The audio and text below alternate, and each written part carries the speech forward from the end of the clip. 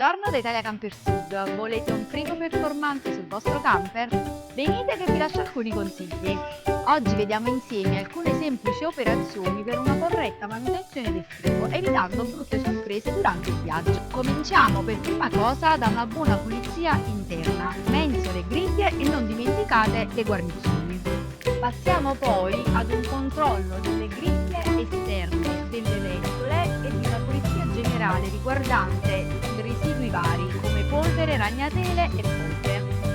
Consigliamo di verificare sempre il funzionamento a gas, codice e 2 minuti. Una particolare attenzione va data alla pulizia dell'ugello e del bruciatore.